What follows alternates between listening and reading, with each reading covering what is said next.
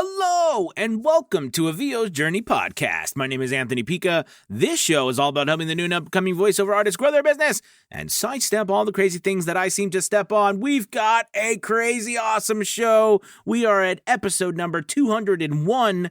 It is March 16th of 2021, and we have an incredible interview today.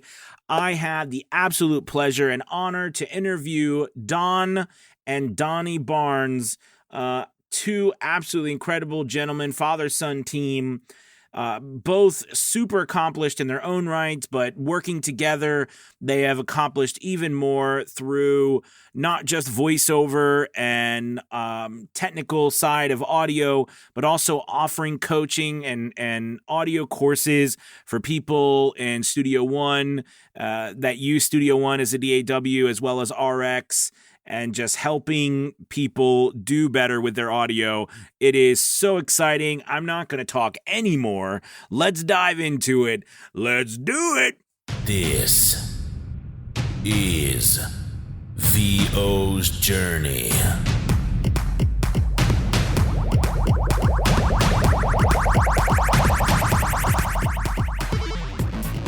With your host, the incomparable Anthony Pica.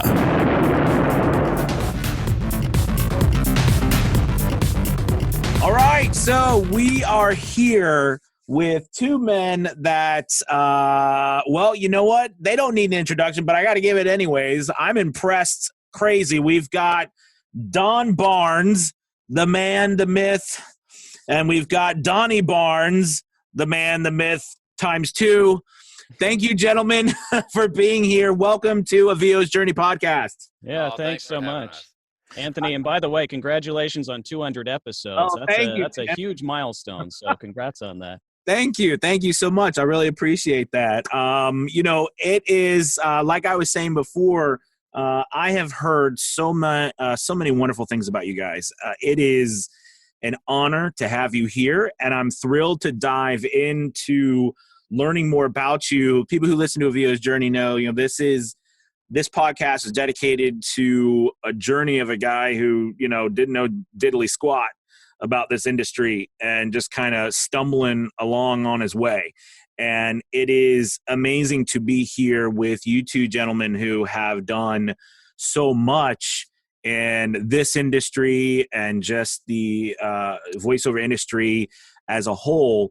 Now, I'd love to start off by, asking you guys just, briefly about your background. How did you get started? Maybe Don, how you got started, and then Donny, and, so give us a background about your story here.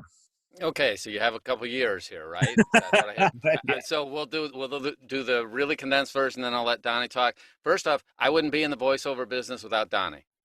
He actually was sports broadcasting at that point, minor league baseball, and was traveling all over the country, and he needed some help, and he started with Audacity, and I learned Audacity for him because I already knew I had worked on a console, and I had worked in a recording studio and cut master records in the late 70s, so I'm not the young guy here. Sorry about that for all my age-challenged friends. I happened to work with a Motown session player who had gone to Juilliard as my first music instructor. Wow. So I started off life as a performer, and I'm always looking at the tech through a performer's lens, in that my wife could care less about the tech. She's put out 7,000 voiceovers, and she just wants it to work. She does not want another job. She doesn't want to learn about it. It's crazy how little she knows, yet how effective she is. So I see my job as creating systems. And Donny got us into this because he came to us and said he knew his mom had a theater background and had homeschooled all our kids, and he said, and with your engineering background, so he knew our background. He was the one who, while doing his sports broadcasting, started doing commercials for some of these things and realized, wow, my mom and dad have the perfect background for this. And then we started doing audiobooks, and then we got into voiceover. And just for perspective, not that I don't mean to brag, but between Donny and his mom, we're closing in on about 18,000 voiceover projects. Now, within that, each of those projects could have been from one voiceover to a dozen, depending on the type of project it was. That's incredible. So, and we're constant learners. If there's one thing we know, we don't know nothing. Okay. I hear that. So, Donny, go ahead, man. How about you? Yeah, so as my dad said, I was in sports broadcast, still am in sports broadcasting. I still do a lot of that, but I worked full time for a minor league baseball team in Central California for 8 years, right out of college. And that was quite an experience because, everybody wants to be a sports broadcaster, especially a lot of guys, and increasingly a lot of women too, which is awesome. But what a lot of people don't realize about working in pro sports in general is that just about everybody wants to do it, and therefore they can afford to pay you almost nothing when you work in pro sports. And so, and not only will you get paid almost nothing, but you will work insane hours. So when I was broadcasting in Visalia, California, not only was I the broadcaster, that was the fun part of the job every night, but I was also selling ads and promotions and billboards and ticket plans and group outings. And I was responsible for keeping the website updated. And I was writing press releases and doing our media relations. And during the season, I would literally work 17-hour days where I would get to the ballpark at 7:30 in the morning and I wouldn't leave until midnight after the game was over and I'd written the post-game press release. And so I did that for 8 years straight. And as you can imagine, I was getting a little ground down toward the end of that. Yeah. And, if it had paid decently, maybe I wouldn't have minded it. But like I said, it did not. And so as I got into my early 30s, I really needed a change. And so I got the opportunity to go broadcast for a AAA baseball team in Omaha, Nebraska. But it was only a part-time job. It was just seasonal. It didn't pay very much again, and there was no off-season employment or benefits offered. But I was at a point where I was so ready for something different that I was willing to take a risk. And I was single and in my early 30s, and I figured if I don't do this now, when will I? And along with that, part of why I wanted to take that leap was because I'd always wanted to get into voiceover in a big way. I just didn't know how to do it. And so I had started dabbling a couple of years ago. My dad and we started in audiobooks a lot like you did, Anthony. I know you started in your hobo fort recording audiobooks all the time. I think it was the off season of 2013 that I started recording audiobooks in a little closet in the place where I was staying. And sort of got some traction with that, but it wasn't until I moved to Omaha and dropped all my full-time baseball responsibilities, and all I had to do was show up for the game that afternoon. I had the rest of the day free. And I knew that over that 5 months of that minor league season, by the end of that season, I had to have enough voiceover income in place to sustain myself over that coming off season because I was going to have nothing else coming in. So I knew that by moving, by basically burning the ships and pushing out from shore, I was going to leave myself no choice but to succeed in voiceover. So somehow by the end of that season, mainly by getting on Fiverr, frankly, I was making enough per month that I didn't have to get an off-season job. Yeah. And that allowed me to keep focusing on it and keep building from there. That's awesome, you guys. I'm really intrigued by the two of you coming together and working with each other, what you do currently on top of what you both do. So we kind of got an idea. Dawn, your wife, I didn't know that your wife was in voiceovers and doing all that. And that's awesome. And Donny, you doing that. But I mean, honestly, the reason I'm here with you guys too is because, like I had said before, the amount of people who have brought you to my attention because basically, right, of y'all's partnership. So tell us a little bit about, getting into the offering your knowledge to people via, Studio One and RX and so forth. Well, I'll start with that. So Donny and I, like many father-sons, we started off doing baseball together where I knew nothing. I mean, I would start the beginning of a baseball game and I would sleep through the middle innings and I might watch the end of it. That was my big baseball sports thing until he got into it. And then I was a little league coach in his because I knew just barely more than him. I could coach a 6-year-old doing baseball. So I was really good at that too. So we just had years of going to baseball games together and going to coaches. I did take him to some of the best coaches in LA. He had Donny, who were you working with as a young guy as far as batting and other things? Yeah, there were some guys who had played in the major leagues that you found for me, Okay. and so yeah, it was you were big on getting coaching from people that knew what they were doing, and you recognized that you weren't that guy. Yeah, I didn't know.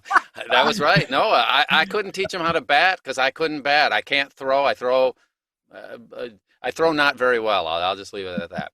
And so I did find mentors for him, and it was one of the things I learned as a young musician.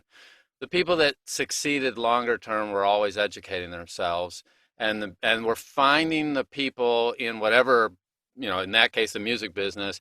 But it was a mentality of find the best people you can. That's how I ended up here in LA, and study with them and learn from them, and quit trying to make your own mistakes. I mean, I can make plenty of mistakes by myself, but we got in the educational part of it simply because I had mentors who are world class performers who were teaching, and they were at that maturity level. They were like where I am now, where you start giving back in life, where you realize that any success you've had is from standing on the shoulders of others as opposed to like, I'm brilliant. I mean, I may be reasonable. I don't think I'm dumb, but I think most of our successes come from finding guys like you, finding the best, finding one tip from you and stealing it and then making it our own and then growing it from there. But instead of us trying to reinvent things, it's finding the good people and we working together. I don't know. I mean, we've just had hundreds of car rides together in the young days where we were talking about whatever, and it grew out of there. And the fun thing as a parent or a dad type thing, he has expertise that I just have no clue about, and he's brilliant in so many ways, and a lot of times we're complementary. I'm all over the place, highly caffeinated, working like crazy, and he's grounding me, going, wait, squirrel, and he'll tell me, no, not squirrel today, and so complementary strengths, finding people who can make sure that and that you can trust to give you an. He said some things like you mumble too much. He's nicer about it than that. Told me about my voice because I do just a little voiceover, and he'll in a graceful way say, hey, you're mumbling. 20 other things like that, and there is a point where it crosses over where your kids or your peers or whoever else you're working with, they have their own areas where they know a lot, and it is harder as we mature to be open to other people's criticism, comments, things. He's brilliant at it in terms of how he does it. He's respectful, but also there's a mutual respect there. I mean, there's just things that I kind of know. I don't know crap about that. He knows so much, and he keeps studying. So that respect of him not sitting around, that's how we found you. He's the one that told me about you. He said to me long before we did this podcast, you got to pay attention to this guy. I'm tracking him. You got to pay attention. And so it's like, okay, because I know he doesn't have time to just pay attention to anybody. He's picking and choosing among who's moving, who's shaking out there. You're one of those guys. Donnie, did I miss anything there? Well, yeah, and in terms of us starting to actually produce training and courses together, I mean, my dad for a number of years, because he sort of got into Studio One very early and RX very early when not a lot of people were using those pieces of software for voiceover and spoken word purposes. He's always been great at taking a piece of software and breaking it down to its smallest components. He'll actually read the manual, which most people never do. He loves that kind of stuff. So he'll figure out how to use a piece of software for purposes that maybe it was never originally intended for, but he makes it work so well. And then he's a really good teacher, so he's able to teach other people how to do that same thing and set them up with systems for success. And so he started to accumulate more and more people in his Facebook groups that were coming to him for advice and wanting his help. And so eventually I told him, like, this is great that you're doing so much, you're giving away so much information and you're doing all these one-on-one sessions, but at some point you got to actually video this stuff and create courses that people can download. And so he was like, well, I want to, I don't know how. So finally I was like, well, I don't know okay. if I don't mean to cut you off there, but I will and say, I don't know if I would have done it without Donnie, because I was already successful doing one-on-ones at a level that most people, I don't want to say most people won't get to, but I mean, I was paying all my bills doing one-on-ones and then my wife doing her voiceover. Yeah. And so we were doing quite well in a sense in terms of we were helping enough people Right. that we were being highly successful. And he basically pushed me and said, this is dumb. You need to do that. And he didn't say or, he said and. And I do think a lot of the people in this business think too much in or. It's one of our philosophies that we're working on always. It's not or, it's mostly and. And that's how that grew out of, was him pushing me originally that, hey, let's video it. And he turned out to be quite right.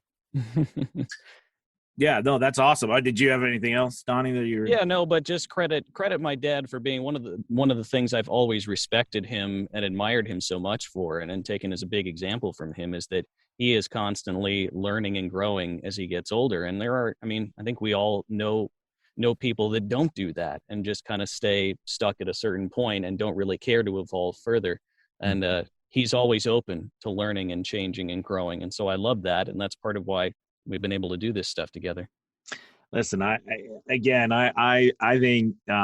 y'all's team is just awesome. It's really neat to hear you. And I do think that, and you guys have each other, but you were mentioning coaches. I do think this is where it is important to say that, we can't do all this by ourselves. And, finding people who've come before us, who can help us shave that time off. I always say, a good coach, helps you shave off, that time that you have to spend just, failing on your own. And it's a really wonderful thing. I think that's really awesome that you guys, what a cool story. I wanted to shift into kind of more so from what you guys do into the VO's journey type of style with the gig economy and your thoughts. Cause, even learning more about you, Don, and stuff, and, the background you have, and you're in LA, and the things that you've seen, and Donnie with what you guys have done, and the way, at least maybe, I see it, or some other people see us with the move of the voiceover going, into the directions like we've mentioned Fiverr and stuff. How do you, what do you see happening? I guess my first question is to you, what do you think about this gig economy, this change from maybe, I'm not saying that we don't use agents and the union is not live and vibrant, it is, but I think there's definitely a huge thing over here, this gig economy that can't be ignored anymore. So what are your thoughts about, the changes that have happened now in the voiceover industry? Yeah, I'll go first on this. And I mean, I've stayed out of the sort of the Fiverr wars and the various gig economy platform wars that have gone on online for years in the voiceover industry. I don't know that I would have been able to do this full time the way that I am now if Fiverr hadn't been around at the time where I happened to be looking to do it, and hadn't had some success on Fiverr right away. I mean, that was where I was able to pay my bills within a few months of being on the platform. And it doesn't work that way for everybody. I was really fortunate in a number of ways, but when I'd see people bashing Fiverr or places like it, I'd go, well, I don't know, but this is how I'm feeding myself. So this is what I'm going to keep doing. And so I've been able to grow and expand from there. But there are pluses and minuses to every evolution in society. I mean, I think we tend to break down into two different groups. There's one group that says any change is bad, and then there's another group that says all change is good. Well, they all have pluses and minuses. There are things that improve and things that we lose that maybe we're sad to lose along the way. It's okay to recognize that, but you still kind of have to adapt as best as you can. And certainly the gig economy appears to be here to stay. And that's not to say that the quote unquote older methods of getting voiceover work or agents, they're not going to go away either. There's room for both. I guess that's what drives me crazy about the constant flame wars between the two camps, is that, look, there's room for all kinds of different models to succeed in this business. We don't have to be at each other's throats. And as people progress from that lower level to maybe higher levels of voiceover, they're going to raise their prices, and they should.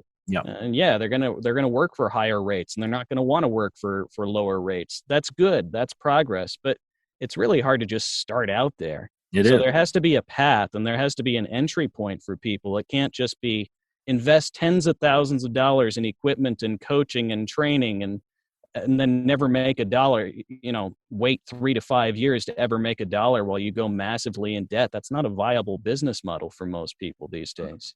Mm-mm. No. Yeah, I'm Absolutely. 100% there. First off, I was part of the music union. I grew up in Detroit, where there's a very, very strong automotive union, or workers there, and I just see that there's pluses. Man, I got some high school friends that were making $35 an hour sweeping floors in a Ford plant back in the day, and that was like, gosh, I don't know how you do that, but cool. But there's a downside to that. The later that had its negative side effects in terms of a lot of factors. So one, also COVID has kind of proven us right. And we weren't right because we're right. We happen to be on the right side of the whole thing of saying, hey, don't have just one stream of income. Yeah. You better be looking at multiples. And I think the gig economy is definitely here to stay. And COVID has pushed so many people from, hey, this is not viable, to, well, you better have a home studio. You can't wait for agents to go ahead and get you jobs. It's the same in the music business. I mean, try to make an album these days and sell an album. I mean, I'm not saying you can't do it, but people are making great music in their garage these days, in their office, in their studios, and the tools and technology continue to evolve. And so you ignore it at your peril. And everybody who wants to say no, that you can only do it the old school way, they won't do well. But then I also see the flip side. Some of the people coming up are so negative about what the advice of some of their elders sort of, and I see sometimes they miss it the other way. There's great things you can learn from all these guys that have been out there, and gals. There's some, fabulous voiceover people who have done really well with the agent model. Yeah. But I have to admit, they're all coming to me now to get their home studio set up and to get I got a bunch of these A-lister type people that don't want anybody to know that today they're setting up their own home studio, that today they're seeking out the better people so that they can have that alternate stream of income. And they hate it because they're not used to going out and getting that work, but they see the writing on the wall, and it's not going back to people going into a studio. It's not viable. There's too much good tech out there. There's too many people that have already shown the path that you can make it both ways. So I think there's just going to be crossover, and they can bash Fiverr all they want. I do. Online, I don't talk about Fiverr. Online, I don't talk about religion. Online, I don't talk about race. Nothing I can say as an old white guy that's going to make anybody happy, period. Nothing. If I talk about religion, it's just dumb. So in my mind, those are, even the Fiverr wars, the gig economy, I don't mind talking about them. I know it's there. It will stay. We're participating in it. We have been. I've been self-employed for 30 years. So I've been doing this from home. I was working with major corporations in my consulting business in my 30s, and I was a one-man shop and then a 15-man shop with women, generic term for us old guys. We had 15 people working with us, and everyone was working from home at a time when it wasn't cool. So, and I had an employee in India. I've had employees in multiple countries at the same time back when we had dedicated T1 phone lines around the world and stuff like that. So I think it's not only viable, it's definitely where it's going. Yeah. No, Questions? absolutely. Yeah, no, absolutely. I completely agree with you. And I think I don't know when it was, but I did a podcast or it was a video. I don't remember what it was. And I was, it just hit me. It would be so wonderful, instead of the fighting, of course, to have a path. I think that's what happened to me when I first started. That there isn't, if you're interested in being a part of the union, it's Right. kind of like, call us or Right. something, or like you said. I mean, there really isn't a path unless people like us now, or people trying to help people find a path. And that was something that, what I ended up doing really was, I realized that I don't think, no one's going to, I'm not going to get an agent. I'm not going to do anything. So I'm just going to put out so much stuff until people can't ignore me anymore. That's what I did. It worked. It worked. It's a smart strategy, and it's a strategy that anybody. Yeah. One of my favorite mentors. So we're talking about learning and mentoring. There's a guy out there named Grant Cardone, which I absolutely love his stuff in terms of he has a work ethic. I don't agree with everything he says. Right. I mean, I don't agree with everything anybody says, but nonetheless, he has a work ethic at a level, and he puts out so much stuff, and he succeeds, and he helps other people do the same. Yeah.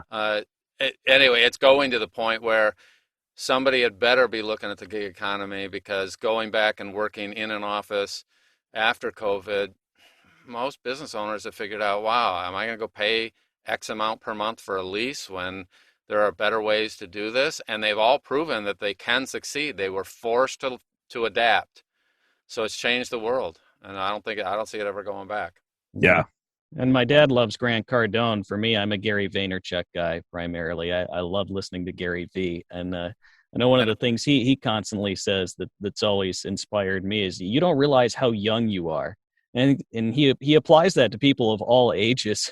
I've heard him say that to people in their 50s and 60s. I've heard him say that to high school students who are 17. Like, if you start now, wherever you are, however old you are, whatever transition you might need to make, whatever you might need to start doing, whether it's producing more content or starting down some path, you start today, you still have way more time than you realize, and just do a little bit every day, and it'll add up over time in a way that you can't even imagine right now. That's absolutely right. I've read Grant Cardone's books, listened to his videos. I'm a big follower of Gary Vaynerchuk. It's a big reason why I started my podcast, and my business model is, basically what I learned from him, when it comes to the content. I started my podcast because, Gary Vaynerchuk said, you don't got anything to talk about your journey, or talk about what you're going through. So, I mean, that's basically what it is. So absolutely, I completely agree. And I think it works. And with all that being said, with, what we do, and moving on from like Fiverr and LinkedIn. So you said, Don, you had worked with Microsoft way back when. Microsoft owns LinkedIn. And, LinkedIn's come out recently that they're going to be throwing their hat in the ring. Not quite sure exactly how they're going to do it. But what are your thoughts about LinkedIn, possibly becoming, a place where people can offer gigs and sell their services online? First off, don't ever underestimate Microsoft. Don't ever underestimate Apple. Don't ever underestimate Tesla. I mean, there are a set of companies out there that have the infrastructure, have the funding, and have some brains that are looking at the future things. So Microsoft's going to place multiple bets. I just don't usually bet against them based on their history. Google's another one, So if they go after it, they may fail, but they're really good at iterating so that they'll get some good out of it. And you ignore LinkedIn at your peril is basically what I would say. But at the same time, Gary is always saying, hey, there's some new thing out there.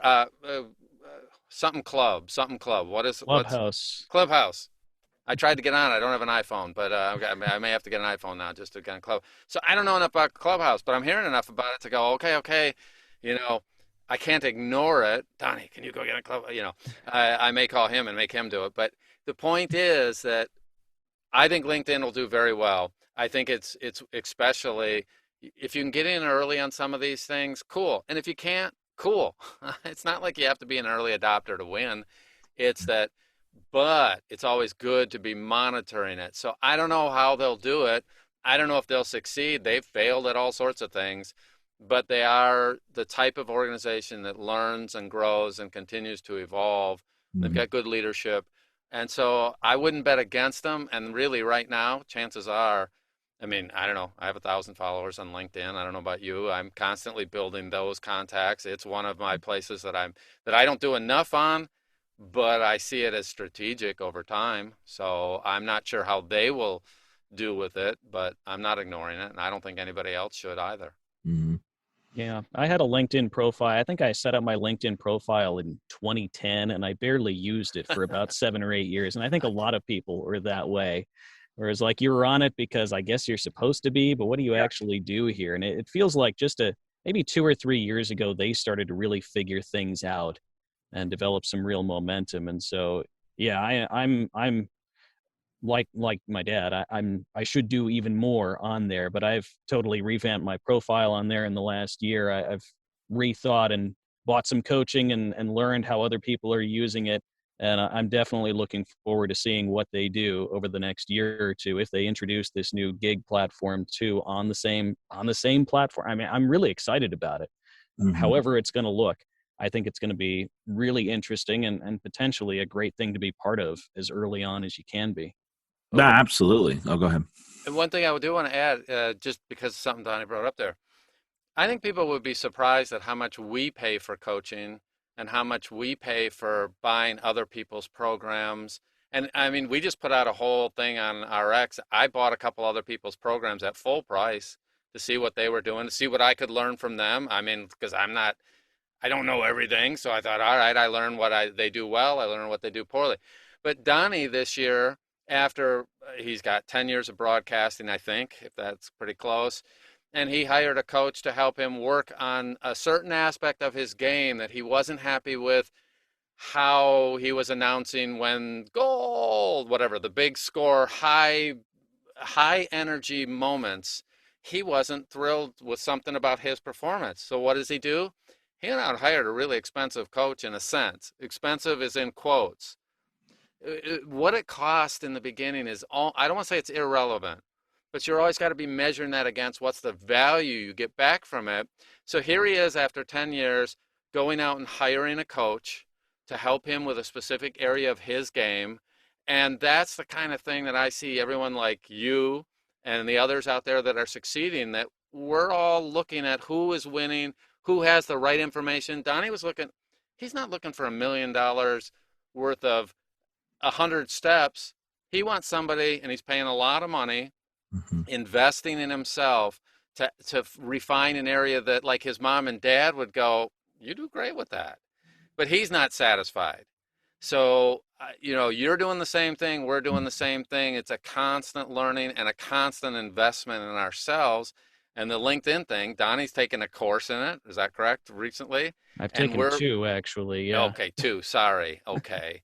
So see, that's the kind of thing, is that instead of saying, well, I should learn, and him trying to go out and do it all himself, the one thing we both learned from a lot of life experience is, man, find the people that are out there already doing it, stand on their shoulders, and then later we can innovate, and we do. We don't think that these people have the necessarily final word on it, but why should we slog it out and try to figure it all out when we can invest hundreds or a couple thousand over time?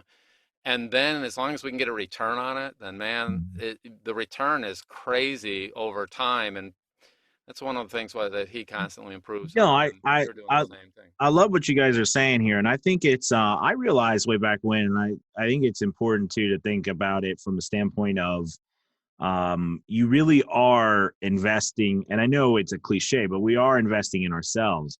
Right. But it's more the trust we have in ourselves, I think. I notice that, like, if you spend money with someone, all right, do you trust that what they're going to give you, you're going to slug it out yourself and actually make it worthwhile? I think that's where I think a lot of people worry, right? They're worried that I could spend this money, but maybe I'm going to quit, or maybe I'm going to waste it because I'm not going to follow through. And I know for me, that's a big thing that I've learned. I trust myself that I'm going to invest this money. And you're right. I don't charge people the same amount of money I pay for coaches. Right. I pay a lot of money to work with coaches, and in different things. So you're right, but it's more so I trust myself that the information I'm getting, I'm going to use it. Yeah. I'm not going to waste it. And I think a lot of people struggle with that. Yeah, well, we all should struggle. I mean, it is important for us to get value out of anything we invest. I grew up really poor, so I'm always value conscious. But at the same time, there is some magic in when you have made an investment in something, you have a tendency to do a lot more follow through than when you go do a free. If I go to watch YouTube, I can watch YouTube all day long, but I have no investment in that channel necessarily. Mm-hmm. So a lot of times maybe I'll drop off, but I'll tell you what, I spend $400 on something, I'm going to get the value out of it. I watch the whole thing, every single episode, every single thing about it, because I just paid $400. And I'm not, and then on the flip side, I'm paying $400 for a different purpose than most people. Because I come from the days when we used to read books. I've read thousands of books. Donnie will tell you, I used to read in the restroom. I shouldn't say this, but I used to read in the restroom. I mean, every day I'm reading books. So he was around a house that was littered with books and magazines and things. And I would read a book that might have been $30, looking for one idea.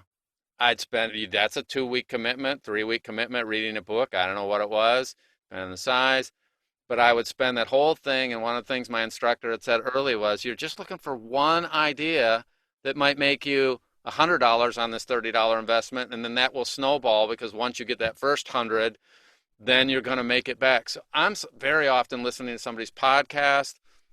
Yeah, 60 minutes of the podcast. I got one idea out of that, and that idea could pay me $100 a week for the rest of my life. I'm a winner. I don't feel like I've wasted my time. So a lot of the learning does mean that there are moments where you're doing something that isn't directly helping you, but it's cumulative, and you got to find the people that add value, knowing that, man, you may spend $400, you spend 3 weeks, and out of that you get 2 ideas. Well, people don't realize how that becomes cumulative as long as you keep doing that and are finding the right people. It is definitely learning how to select mentors. And I will say one thing. Part of the reason that I know how to select mentors is from doing it poorly over the years and doing it well over the years and learning. And so I never consider it a waste if I buy a book, or I'm constantly on audiobooks. I'm constantly on podcasts. I'm constantly watching YouTube. I don't feel a waste if I end up doing one of those and then realize, no. Sometimes I get, don't do it that way. Don't listen to that person. And I learned something about how not to do something, and that's just as valuable in life as learning how to do something. Okay? So I'm a big investment guy. Donnie's doing it. He does it behind my back. He doesn't even ask me, hey, should I go spend $2,000 on this coach? He's like, oh, yeah, I just invested in this. And it's like, oh, cool. He did his 2 LinkedIn things. He didn't tell me first. Didn't need to. But it's a mentality that I definitely think in our family we have. You have to invest in yourself. And you don't have to like us. That's fine. But man, find your mentors, find the ones and follow them and do what they say to begin with, and then innovate after that. So I'll add one final thing. My mentor always said to me, you're looking for 3 great mentors in everything you do. And he said to me, so I'm working with this guy that had gone to Juilliard, that was a Motown session player. He's on old Stevie Wonder tunes. I hear my instructor playing. And he said to me, you know what? You should go. I'm studying with him. I'm thinking he's the king of the world in my little life. And he's saying, you know what? You also need to go out and find yourself a couple other really good people. And I'm like, why? I got you. I got the best guy here. And he's like, you know what? I have a point of view, but you'll learn. And sometimes they will tell you the exact opposite of what I'm telling you. And I'm like, well, why do I want that advice? That sounds like terrible advice to me. He's like, no. You don't tell them that you've got another way to do it. You do it their way and do it to the best of your ability. And then you have 2 ways of doing something. And then over time, you get to pick which one works for which situation. So you may have to go through 5 or 10 people to find your other 2 mentors, because I already had him. I was already sold on him. I would have never gone away from him, but he's encouraging me, hey, go out and look at the other people out there. Take lessons from them. You will waste some money here and there on a lesson that you didn't need, but you'll learn something about yourself. You'll learn something to do, and sometimes you'll learn what not to do, which is also valuable. So he was just into find your 3 in everything you do, and I follow that my whole life now and find it super. So don't take this wrong, but I like and love the stuff you're doing. But I'm going to find you and a couple other people, and if you can get, so we like Gary. We like Grant, and then I like Seth Godin, all his stuff from now I'm drawing a blank. I see the one with the matchstick on it, and anyway, I can see the covers of the books because I started buying him when he was doing books. Okay, but I love find the your 3 purple cap. mentors is kind of what I'm saying, and to do that, you sometimes have to go through multiples in order to get there. Nice. Yeah, and I didn't come up with all that. I had someone else that taught me. All right. Yeah. Go ahead, Donnie. I think the biggest thing that somebody told me when I was just starting out in voiceover was have 4 daily tasks for yourself that are going to help build your business. Don't try to build this amazing, gigantic business or empire in a couple of days. That's not going to happen. But write down 4 daily tasks that you're going to undertake, that you're going to get done every day.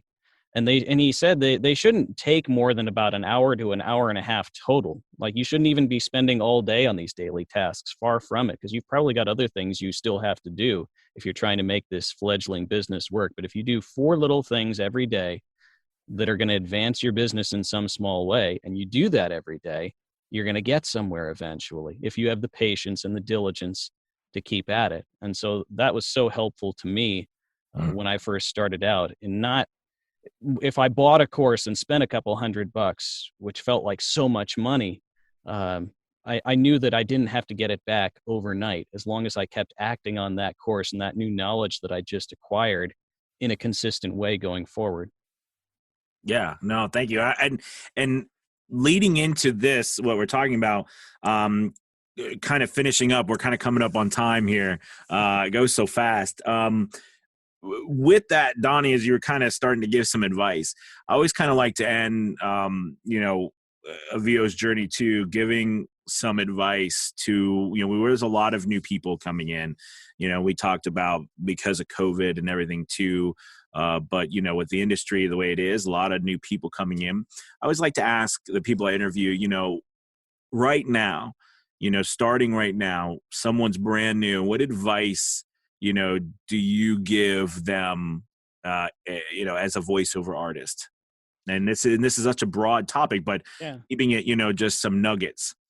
Well, I've had a lot of fellow broadcasters ask me over the last year, because there was very little sports happening in 2020. And so I had a number of broadcaster friends that were out of work, either temporarily or some of them permanently, who came and asked, so how did you do this whole voiceover thing? And it's always hard to give individual advice, because the way that you broke in a few years or 5 years or 10 years ago might not work for somebody else. But I just always tell them, one, start with where you are and what you've got. You can acquire some voiceover equipment for not a lot of money. You don't need the $1,000 microphone. You don't need to buy a whisper room. Take a little closet, take a little room, tack up some cheap quilts. I went to a thrift store and bought a couple quilts for, I think, $10, and turned a little linen closet, just tacked them to the wall and deadened the closet. And that was my first recording space. And I used that for 4 years, and it worked great. So you don't need to invest thousands and thousands of dollars up front, nor should you. Don't go massively into debt. Don't go into debt at all if you can avoid it. Spend just a little bit for an initial return so that you can record some voiceovers at a good quality, and then find a way to get some work. And it's probably not going to pay a lot at first. That's okay. Yes. And get better at it and acquire more clients, and slowly raise your prices over time, and reinvest some of that you make into slightly better equipment, some more training and coaching, and build it slowly like that. Don't spend 10 grand now. Don't buy the fancy microphone now. Don't buy the super incredible interface now. Don't get sucked into the gear game right away. That comes later. Start small, build slowly, stay consistent every day. That's how you build a business in anything, not just in voiceover. Great advice. Yep, and I'm going to find some systems. Ultimately, this is about performance and getting the tech out of the way. So it doesn't matter which DAW you use. So everyone knows I'm a nutcase about Studio One and having it, but not out of the box. I've got custom templates and systems developed so that somebody starting out doesn't have to think about it. But as a performer first, what I do know categorically, the equipment doesn't matter. I used to get blown away working with a world-class drummer. I mean, I was a student at a place where these guys would sit around on the worst drum set in the place, and they would sound great. And I'd sit down, and I'd sound like crap. And I would blame the equipment. And it always cracked me up. It took me a little bit to go, wow, Ralph sits down on that, and it sounds great. So the analogy here, or the parallel here, is that your room matters the most. Your equipment comes second. Your performance is a much bigger deal than the tech. So I'm kind of known as a tech guy. I'm a hybrid guy there. I'm constantly thinking of it from a performance point of view. There's that mumbling thing happening. From a performance point of view, that's number one. And that's one of the things you're brilliant about, Anthony, is just making sure you're dealing with the performance aspects first. And then the tech stuff, though, you do, if someone will invest a couple months with whatever DAW they're using, whatever program, they can have a system in place so that if you can't do an audition quickly in this day and age, that is one thing that you can get good at within a couple months. And if you don't get your systems to the point where an audition comes in and you can't crank it out within 30 minutes for a 3-minute audition, then you're going to be at a competitive disadvantage with all the post-COVID people, because I have so many actors coming in around the country who were doing theater full time, and now they're in the voice. They want to be in voiceover. And so with a little bit of setup and a little bit of tech behind them, they've got the performance skills. So when they perform, it's like, bam, oh, Well, Anthony nails it. no, So you're dead wrong about that. I mean, it's crazy. I was at the bank the other day. I'm not kidding you. And the bank manager there or whatever, I guess we had talked. He knew I was a voice actor. And I'd gone in and he was like, "Oh, look." And he was talking to a woman. He's like, "Anthony, this woman here, she's an actor." And like, he was just talking about you. She stood up and she like, like, "Yeah, I'm an actress. I've done all this stuff." And she like handed me her card and she's like, "I want to get into voiceover." I mean, I'm like, what? Okay. This is random. This going to the bank here. I mean, people, you're absolutely right. You're absolutely right. I mean, so it's get your systems in place. Mm-hmm. I don't mean to step on you there. Sorry about that. No, that's okay. No, I do think that I had, my degree, I had a BFA in theater, I had an MA in education, but, I toured, I worked professionally as an actor. Then I did nothing but direct and coach and teach acting for years and years and years.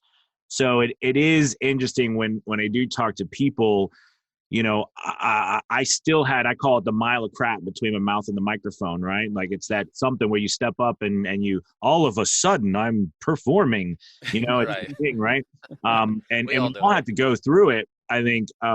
But I will say that, yes, I mean, all that training, it does matter a lot, because it's almost like it's another check, right? It's another check. Maybe you don't necessarily, doesn't mean you always don't keep learning, but it did help. I think it helped me a great deal. Because I was able to do multiple things, as opposed to a lot of people I work with, it's maybe one thing right now.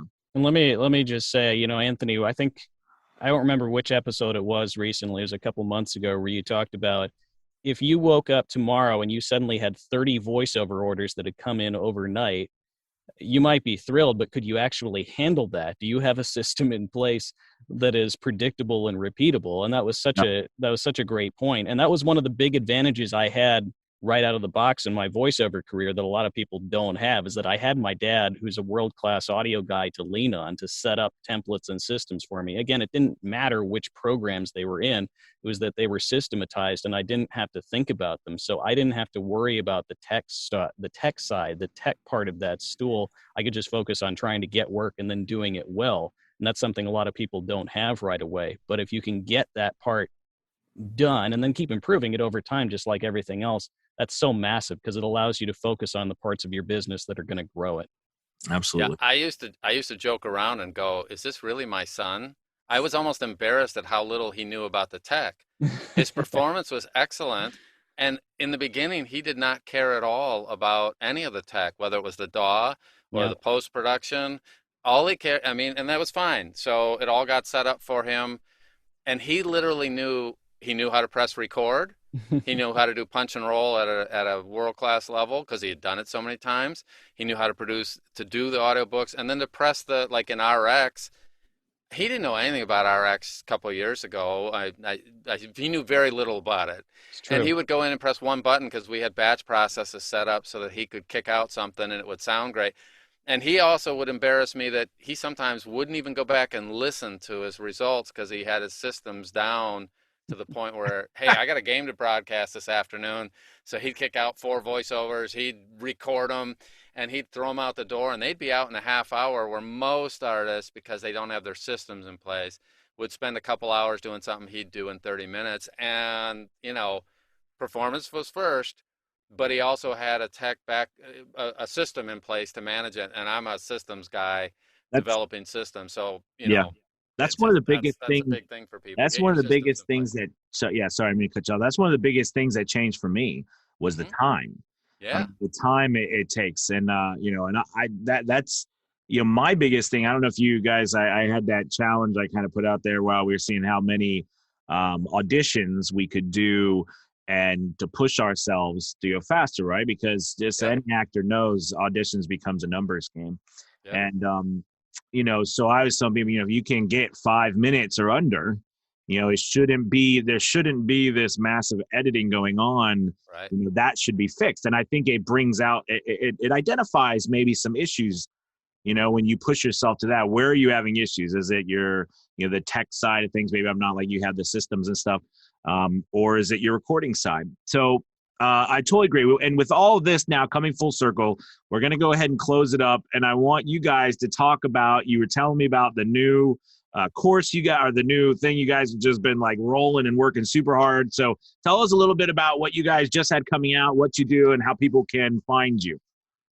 Yeah, so we have our website is vojumpstart.com, and we have 2 programs for Studio One. There's Studio One Jumpstart for people that are just getting started with the program. It includes some templates, so you'll have templates right away that are designed for voiceover or podcasting, and a bunch of tutorials on how to get it set up for your purposes and how to use it right out of the box. And then there's Studio One Advanced for people that want to go further and learn some more techniques for how to use it to make great audio in as little time as possible. And then we now have 2 programs for RX. There's RX Jumpstart, which is primarily for people who are just editing their own audio, voiceover people, audiobook people who are in their own good space, hopefully.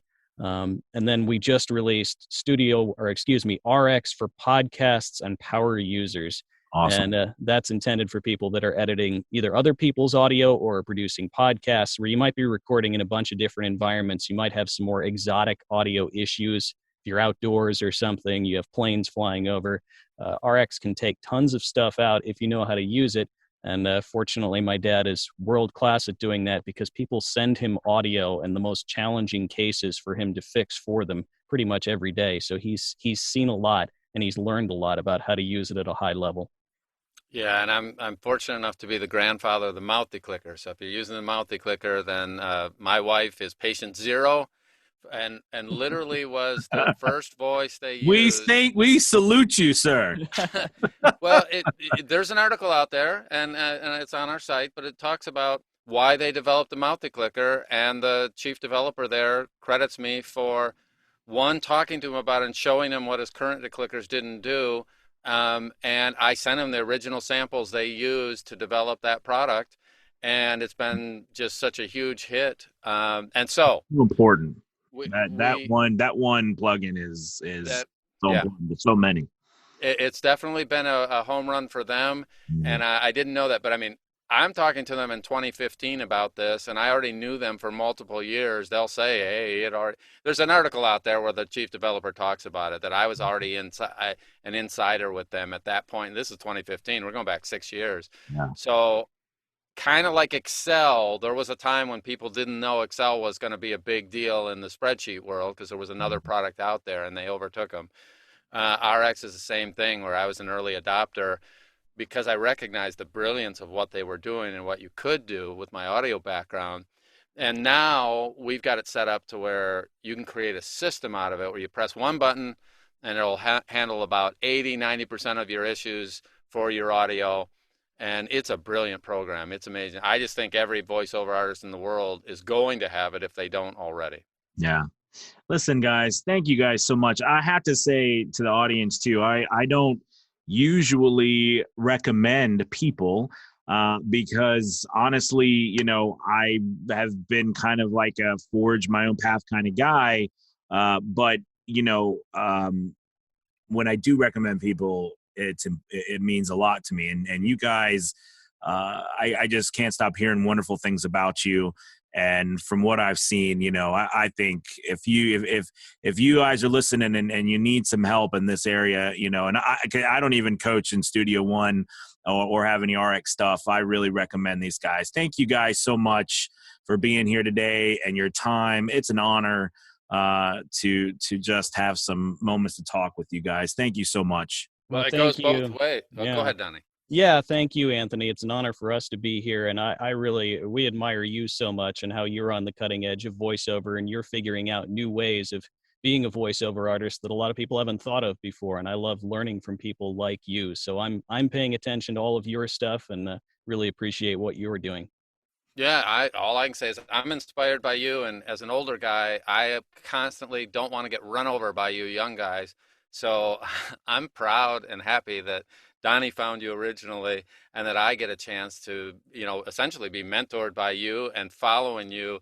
And it's just finding another good person like you, and I'm gonna steal great ideas from you, and I'll credit you where I remember. I'm old enough. The biggest problem I have in life now is I find great guys like you and I get something from you and I use it and I forget, who did I get that from? Darn it. So other than that problem, mutual respect. I love what you're doing, and I'm super happy that we had this chance to spend some time together. Absolutely. Well, thank you guys so much. And I will talk to you all another time. All right. Peace. We'll see you later.